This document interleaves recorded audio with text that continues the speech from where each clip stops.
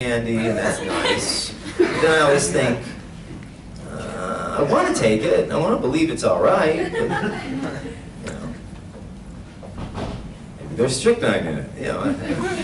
No, nothing unusual has happened that I can think of, except, and I told this story in yesterday's panel and the other day, early on in going to conventions, I went with my buddy Jeff Nimoy. We went to one of our first conventions. And at the end of the day, he wanted to go down to the bar, get a beer, and meet some ladies. Well, there was no bar, there was no beer. So we went to this one guy sitting behind a table who's working there. And we said, we want to meet some ladies, where should we go? And he pointed at the door and he goes, in there. We go, what's that? He goes, the yaoi room. And we go, what's yaoi? He goes, well, you'll find out. So we thought, oh, this must be like a cool, hip place, you know? Maybe it's like a bar, I don't know, you know? Who knows what goes on at these conventions? We've never been to one. And so we walked in, and the door opens, there's all these women seated in chairs, and it's dark in the room, and they're watching some film. I was like, wow, look at all the chicks, man. Looked at them on the screen, we're like, look at those two young naked men on top of each other. Animated. Yeah, so that was the weirdest, and then the lights went on, and the guy who was running that evening goes up to the front. He's like, ladies and gentlemen, well, I'm sorry, ladies, and there was one gentleman there. We have two special guests, Quinton Flynn and Jeff Nimoy. Come on up. We're not here for that. Here for them. So I'm like, hey, it's great to see you. Thanks for being here. Yeah. All right, we'll see you out. We're gonna see you outside. Yeah! Like, you love yaoi! No. So we're outside, and they're coming out the door. We're trying to meet the ladies. They're like, how you doing? They're like, oh, what's up? I'm like, you want to hang out? And they're like, we're not gay. Sure, you're not gay. So from that, Jeff and I wrote a song called the Yaoi Song. And in parentheses, we're not gay. So that. I did perform yesterday. Yep. It is on YouTube, like the recorded performance clip. You can hear an in-studio track that we did. And then there are performances of us playing it, where I'm playing guitar and Jeff and I are singing it. Maybe if there's time after I answer a few more questions, I might do it, if you guys really want to hear it. Yeah. Right.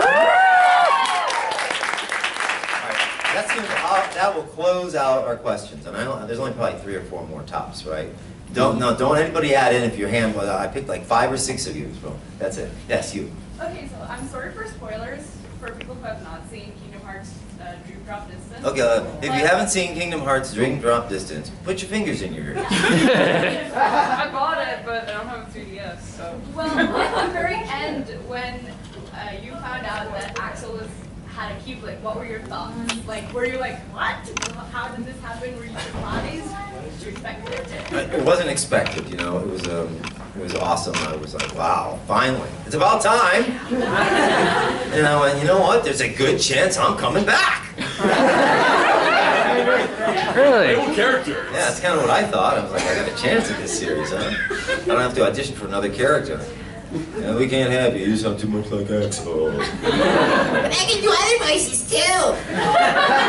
You still sound like Axel. No, I don't! Because you're seeing my face! Next time I'll cosplay as one of the nurses from Silent Hill. Alright, somebody else. Yes, you. I was wondering, before you leave the category, would we be able to convince you to prank call any of your fellow voice actors? Oh.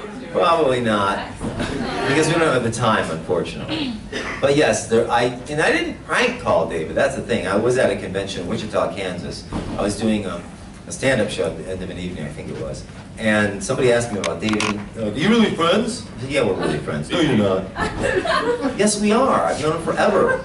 I go, oh, in fact, I'll give him a call. And so I called up and I went to his voicemail and I left him a message. And then as the evening was going on, my phone rang, and it was David. And I picked up the phone and I said, David, listen, I'm doing this convention. Is it all right if I put you on speaker? The fans would like to say hello. And he was kind enough to say yes. So we chatted, and well, that's on YouTube for you to see. But again, in the moment, I was like, this is awesome. When I watch it back on YouTube, I'm like, eh. To you guys, maybe it's cool. I don't know. Is it? Have you seen it?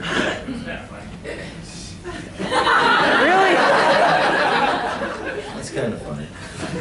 See what I said? Yeah. Hilarious. There you go. Yeah, no, I mean, the thing is, getting anybody on the phone, especially in LA, that's like the biggest joke in the world. Bring, bring, hello. You know, it's always voicemail. Always, always, always. They don't pick up. It's like, there's an old song, nobody walks in LA, well, nobody talks in LA. Okay, yes. What was it like being Prince Morgan in The Wonderful 101? I loved it. It was heaven. It was like candied yams strewn about the place, while little fairies and elfin minions fed me and gave me wine from a big vase, putting beads on my head. Heaven! What? Or something like that. I loved it. I thought it was great. Did you enjoy it? Oh yeah. Oh yeah. What was your favorite moment from that? I'd have to say where you keep calling the hero Blunder Red. There you go, Blunder Red. Stupid. Blunder Red. I mean, who would ever heard of a character like that? And red hair.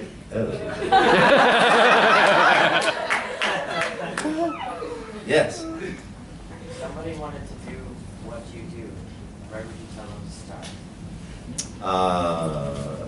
The question was, if somebody wanted to do what I do, acting, I'm guessing voice acting, where would I suggest you start? I talked about it at the beginning of the panel, which is acting.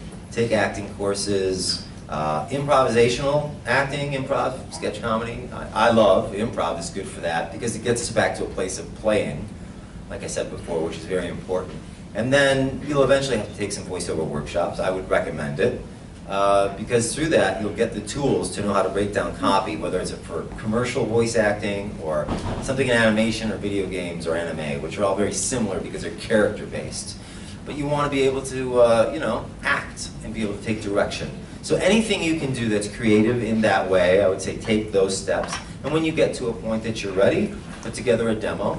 And, you know, there's loads of information on the internet about how to do that. There are people who teach on the internet. There may be places nearby where you live where there are places you can take classes in person, which I always find to be the best. And you might also go online and look up your favorite actor or actress and go to their website or go to where they're listed with an agency, because their demos will oftentimes be listed under the men and women sections of those agencies, and listen to what they've done and what they're doing. And if they're doing something you like or you have a similar voice range or type, then you can kind of use them as a model, you know, for yourself, and kind of take one step at a time on building your career, and you can go from Canada to Hollywood if that's where you want to go. Like I went from Cleveland to Hollywood. So whatever you want to do, dream it and do it. Any more questions? Can you sing the song? Okay, all right, that's good. So, yeah, the Yowie song. You guys remember the story? Oh, God. It's going to be like all these weird clips, and people are like, what is this? But I will recommend you look up the Yowie song. Put you know, the Yowie song on Gay, and I think it has lyrics, but the recorded track that Jeff and I went in the studio and did in Los Angeles, with Robbie Riss, by the way, and Brian Kehew, who recorded us, who's also worked with The Who, one of the greatest all-time rock bands ever. We have that track up there for you guys to listen to. And somebody was kind enough to put up the lyrics, and all of them are correct but one word. So you have to figure out which one it is. So, I'm going to give you an a cappella rendition of this now. And, you know, if you know it, sing along. If you feel it, clap along. 1, 2, 3, 4. Walked into the Yowie room and saw something obscene. 300 hot young girls were staring at the screen. Naked animated men engaging in foreplay. Those girls assume that scene applied to Q and J, but we're not gay. Hey. No, we're not gay.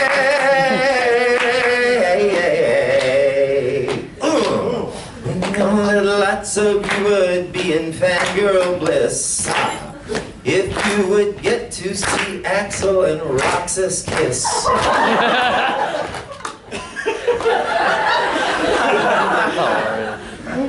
that won't fly with us, no matter what you say. Our private parts remain very far away. This is hey, no, we're not gay.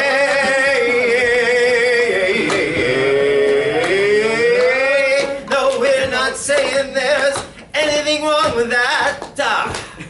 But for that other team, we simply do not bat. Butt slap! Outside we've seen you all cosplaying with yourselves. Dressed up like ninjas, pirate whores, and magic elves. You text, you glump, you squeak, you love your anime.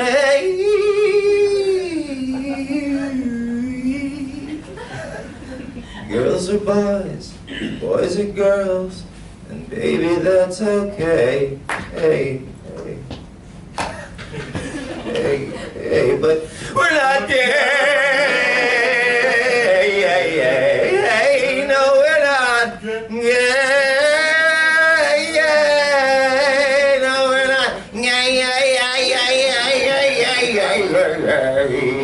But as they say, hey, we'll have a gay old time.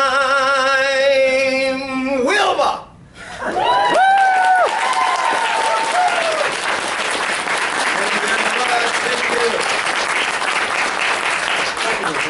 Thank you so much. It's been my pleasure. I hope it's been your pleasure. This is the last panel for me today, but we're going to set up for a signing if you want to stay. That rhymes, and it's okay. And I'd love to meet you all anyway. So, God bless, and let's have some more fun. Cheers.